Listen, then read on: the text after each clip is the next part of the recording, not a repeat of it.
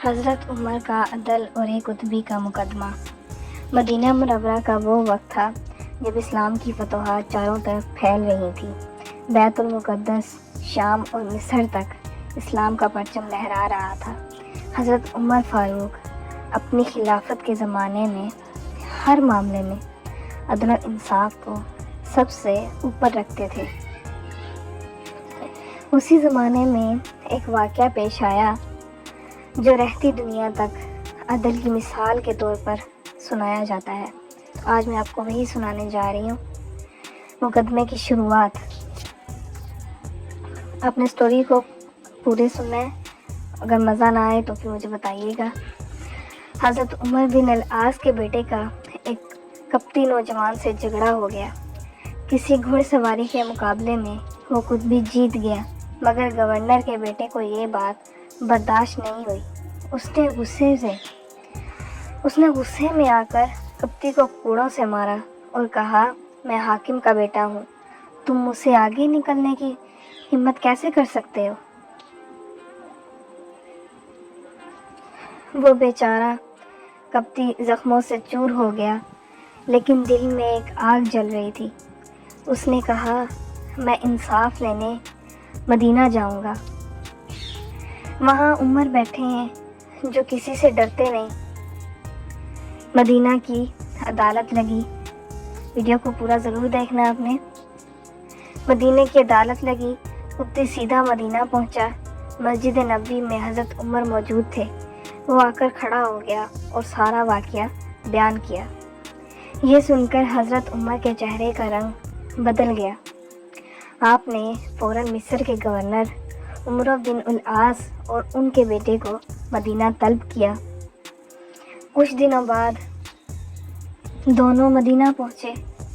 مسجد نبوی میں مجمع لگا ہوا تھا، لیکن لوگ جو ہیں وہ دیکھ رہے تھے کہ خلیفہ المسلمین کس طرح انصاف کرتے ہیں، یعنی کہ وہ خلیفہ المسلمین کا انصاف چیک کرنا چاہتا تھا۔ اور عدل کا فیصلہ ہوا۔ عدل کے فیصلے کی شروعات ہوئی۔ حضرت عمر نے کپٹی کو مخاطب کر کے فرمایا، یہ کوڑا لو اور جس طرح اس نے تمہیں مارا تھا تم بھی اسے مارو۔ کپٹی نے وہی کوڑا اٹھایا اور سب کے سامنے گورنر کے بیٹے کو مارا، یہاں تک کہ بدلہ پورا ہو گیا۔ مجمع میں سکوت طاری تھا، یعنی کہ خاموشی ہو گئی۔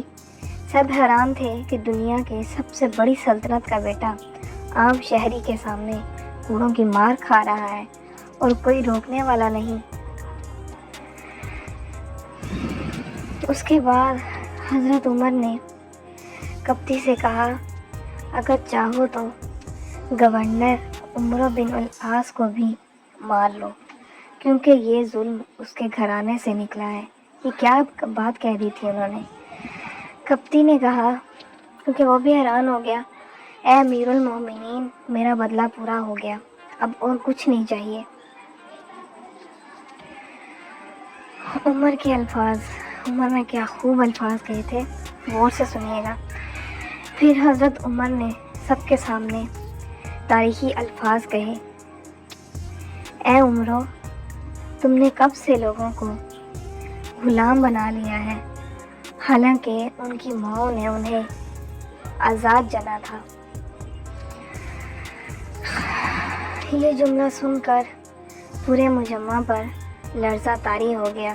اس واقعے کی گونج پوری دنیا میں پھیل گئی، اور وہی واقعہ دیکھیں آج تک جو ہے وہ موجود ہے۔ اور دیکھیں آج میں بھی آپ کو سنا رہی ہوں۔ دشمن بھی کہنے لگے، یہ عدل اگر دنیا کو کسی کونے میں ہے تو صرف مسلمانوں کے یہاں ہے، یعنی کہ یہ عدل و انصاف اس قدر مشہور ہو گیا، اس کے بارے میں یہ باتیں ہونے لگی کہ بھی یہ عدل صرف جو ہے وہ مسلمانوں میں پایا جاتا ہے۔ تو اس سے ہمیں کیا سبق ملتا ہے؟ اسلام میں حکمران اور رعایا سب برابر ہیں، یعنی کہ ہمارے ہاں جو امیر ہے، غریب ہے، وہ سب برابر ہیں۔ تو ہمیں کسی کو اونچا کسی کو نیچا نہیں رکھنا چاہیے۔ اگر آپ کو یہ سبق جو یہ سٹوری اچھی لگی ہے تو چینل کو سبسکرائب کریں، لائک اور شیئر کریں۔